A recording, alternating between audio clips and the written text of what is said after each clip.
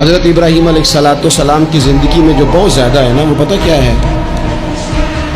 حضرت ابراہیم مہمان نواز بڑے تھے، سخی بڑے تھے۔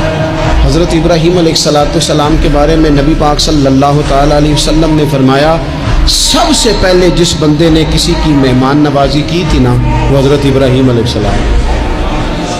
اس کا ایک معنی علماء نے یہ بھی اس حدیث کا بیان کیا کہ جس نے سونی کر کے، مسجع کر کے، خوبصورت کر کے، تیار کر کے، عزت کے ساتھ، آنر کے ساتھ کسی مہمان کو سب سے پہلے کسی نے اس اہتمام سے کھانا کھلایا، وہ حضرت ابراہیم علیہ السلام۔ زبردست مہمان نواز تھے، زبردست۔ اپنے گھر کے 4 دروازے بنائے ہوئے تھے، 4، اور فرماتے تھے میری خواہش ہے کہ چاروں طرف سے مہمان آئیں، روٹیاں پکتی رہیں، دنیا کھاتی رہے، دنیا آوے کھا کھا جاوے، راضی ہوئے بلا، آئیں لوگ کھائیں، یہ میری خواہش ہے۔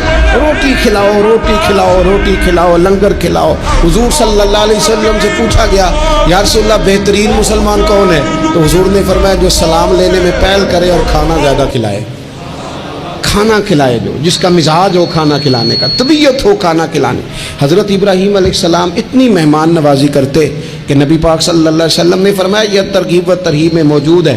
حضور علیہ السلام نے فرمایا کہ اللہ تعالیٰ نے حضرت ابراہیم علیہ السلام سے ایک دفعہ فرمایا، ابراہیم یہ جو آپ کو اپنا خلیل بنایا ہے نا، یہ اس لیے بنایا ہے کہ آپ کے دل مخلوق کے حق میں بڑے نرم ہیں، آپ مہمان نوازی بڑی کرتے ہیں، اور کبھی کبھی مشکل حالات ہوتے ہیں نا، ٹف حالات، ان میں بھی مہمان نوازی کرتے، ان میں بھی پانی پلاتے، کھانا کھلاتے، لوگوں کو اس دور کی ضروریات کے مطابق لوگوں کو دیکھتے۔ ہمارے نا پورا باب ہے حدیث پاک میں، بخاری مسلم میں، کہ بندہ ہمیشہ دل کا غنی ہوتا ہے۔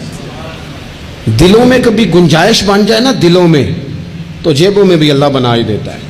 اپنے دلوں میں گنجائش بنائیں لوگوں کے لیے، اپنی طبیعتوں میں گنجائش۔ ہماری طبیعتوں میں گنجائش نہیں ہوتی۔ اللہ تعالیٰ بعض بندوں کو نواز دیتا ہے، انہیں چاہیے کہ وہ گنجائش رکھیں، کشادہ کریں اپنے دل کو، سینے